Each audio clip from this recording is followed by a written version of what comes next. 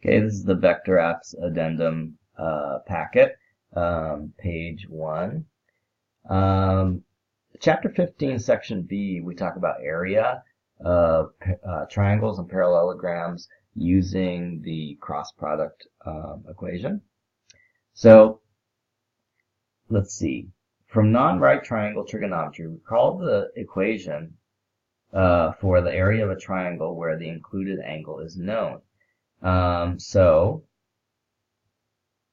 the area of a triangle is equal to 1/2 times the base times height, but the height can be found by taking one of the side lengths and multiplying it times the sine of the included angle. And if you draw it, you can kind of like see why that is. So you have the base and you have one of the sides, not this side, but just this side, right? And you have the angle between them, which is theta. If you were going to figure out the altitude of the triangle, you can see that this altitude of the triangle would be calculated by multiplying a times the sine of theta, because a is the hypotenuse. So our equation would be b times a sine of theta, or ab sine theta, or ab sine big C. Okay, sometimes it's written ab sine big C.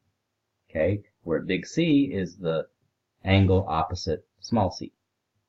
Okay, so if you look at that equation, it does look a lot like that, 1/2 length of A times length of B vector times sine of theta equals 1/2 cross product of vector A and vector B. So if you think about, instead of having side A and side B, if you have vector A and vector B, like in this picture here, if you have vector A and vector B, then that forms a triangle, right? And the area of that triangle happens to be given by 1/2 of the magnitude of the cross product A cross B. Okay? Because A cross B cross product is calculated by multiplying magnitude of A times magnitude of B times the sine of the angle between them. And then if you multiply times 1/2, you get the area of the triangle. Now, if you don't multiply times 1/2, then you get the area of the parallelogram that is formed by vectors A and B. Okay. Write down the formula to calculate the area of the parallelogram. And so they ask for that. So the area to calculate the area of the parallelogram is similar to finding the area of a triangle. Remember, if you're going to find the altitude of the parallelogram, you can find the altitude of the parallelogram by multiplying this side A times the sine of theta, and then the base, let's say it's B. So the area of this parallelogram is AB sine theta, right? And if I was going to do it using vector product, I would do vector magnitude of vector A, magnitude of vector B times the sine of theta. Okay, let's do a problem now. Calculate the area of a triangle ABC given 3 coordinates here. So in order to find the area of the triangle ABC, I want 2 vectors which form the triangle. And I'm just going to do AB and AC. But you could form any 2 vectors that form the triangle. Okay? So to find AB, I'm going to subtract the coordinates of B, 4, 3, 0. I'm going to subtract the coordinates of A, 2, 1, 1. And that will give me AB. Okay? So that will be 2, 2, and -1. Right? AC can be found by taking the coordinates of C, 1, 3, -2, and subtracting A. And that would be equal to -1, 2, and -3. Okay. So I have vector AB and vector AC. Now I'm going to take the cross product of the two in order to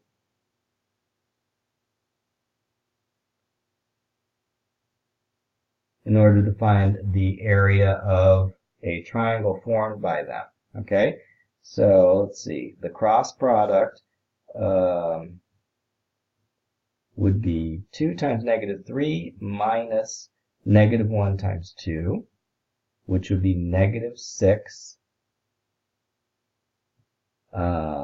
plus 2. And that would be -4. The second entry would be 2 times -3, which is -6, minus a +1, which would be -7. But we're going to take the negative of that because it's the middle term, so that would be a 7. And then the third element would be 2 times 2, which is 4, minus a -2, which is 4 plus 2, which is 6. So there is the cross product resultant vector.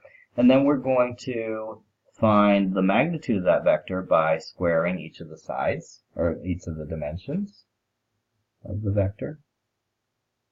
So we have square root of 16 plus 49 plus 36, which is equal to square root of 101.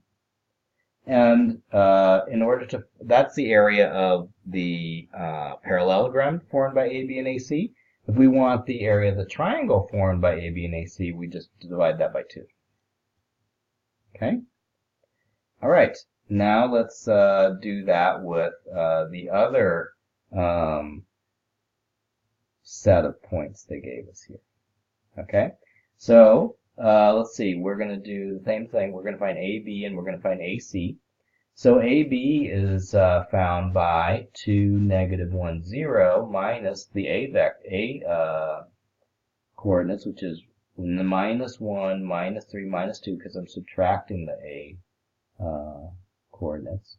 And I'm going to get 1, -4, and -2 for the AB vector. For the AC vector, I'm going to have 1, 10, 6, subtract again 1, 3, 2, and I'm going to end up with 0, 7, 4. Then I'm going to take the cross product of those two vectors, 0, 7, 4, and I'm going to get in for the top element, I'm going to get -4 times 4, which is -16, minus a -14, which is plus 14. So I'm going to actually have a -16 plus 14, which is -2. And for the middle term, I'm going to have 1 times 4, which is 4, minus 0. So that, but actually I'm going to take the negative of that because it's the middle term. And then for the last term, I'm going to have 1 times 7 minus 0, which is 7. And then I'm going to take the magnitude of the -2, -4, 7 vector, which would be 2 squared plus 4 squared plus 7 squared, which is equal to 4 plus 16, which is 20, plus 49, which is square root of 69. And that would be the area of the parallelogram. But if I want the area of the triangle, I would just divide square root of 69 divided by 2. Okay, let's move down to number 3. ABCD is a parallelogram with vertices A, B, and C. Find the coordinates of D. Okay. The first thing I always do when I do one of these problems with parallelograms is I draw a picture of a parallelogram and I label the vertices A, B, C, D. Notice how I go around clockwise around the parallelogram to label the vertices. You can go either clockwise or counterclockwise, but you can't go zigzag, because that won't create the right parallelogram. So we don't know the D vertex, but we can find out. The way we can find out is we know A, B, or C. We can use the parallel side to figure out the corresponding side. So let me show you what that means. Since we know C, how about if we figure out the vector BA, and then we add the BA vector to C, and then we'll find D, right? So if I take the C vector, or the OC vector, and I add the BA vector, that'll give me the D vector, the OD vector. When I say O, it's the origin, right? So let's first find out the BA vector. And the way we find the BA vector is first we take the coordinates for A, and then we subtract the coordinates for B. because you kind of do it in the opposite order. And so the BA vector is equal to -3, 3, and -2. That's the BA vector. And then I'm going to add that to the OC vector. The OC vector is the same thing as the C coordinates. So I can take the C coordinates, which are -1, -2, 5, and I'm going to add the BA vector, which is -3, 3, -2, and that will give me -4, 1, and +3. So that is the OD vector. And if I wanted to write the coordinates of D, I'd just turn it on its side. I'd write -4, 1, 3. Okay. Now part B asks for the area of the parallelogram ABCD. We didn't need to find out D to figure out the area of the parallelogram. Let me show you how. We can just use the vectors BA and the vectors BC. If we know BA and BC, which are two adjacent vectors or sides of the parallelogram, we don't need to know D, right? So let's figure out BA. Oh, we already have BA. BA is -3, 3, 2. Actually, -2. BC you can find by taking -1, -2, 5, and subtracting out the coordinates of C, or B, which are 2, 0, 4. So -3, -2, and 1.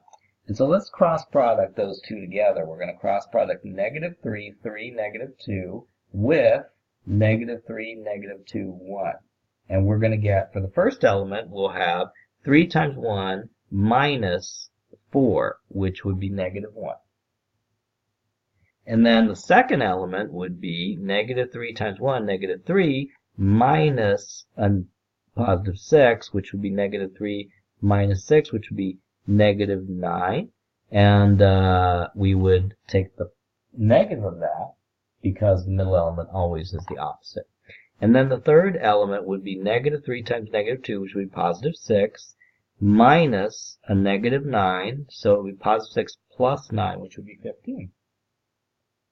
Okay, and then, now we're going to take the cross product, which is -1, 9, 15, and we're going to take the magnitude of that, 1 squared plus 9 squared plus 15 squared, and that would be equal to 1 plus 81 plus 225, which is equal to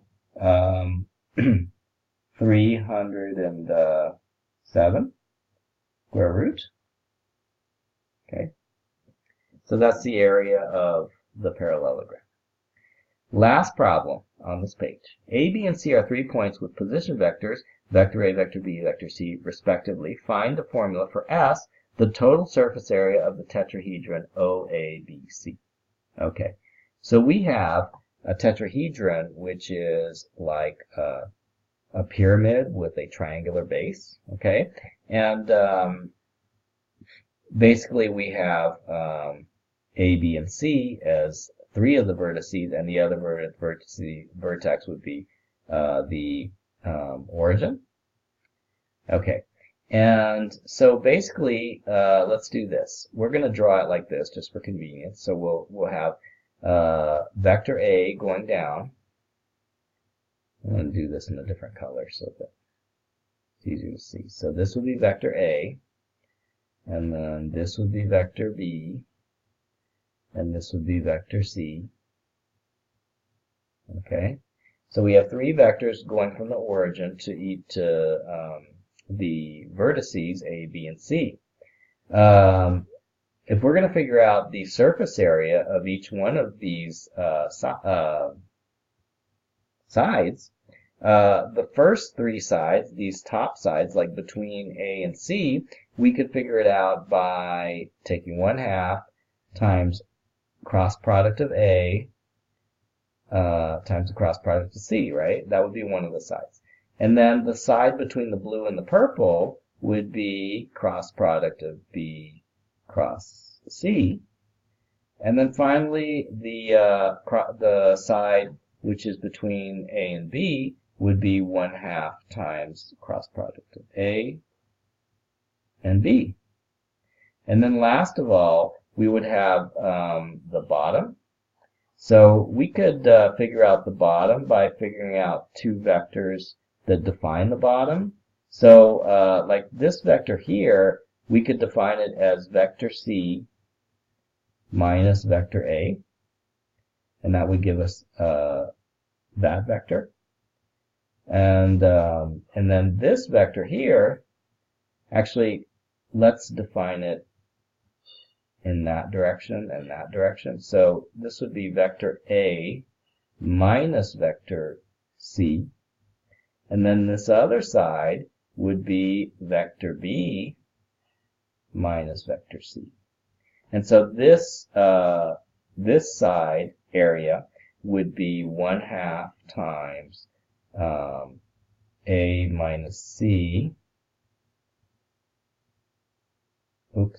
cross product with B minus C.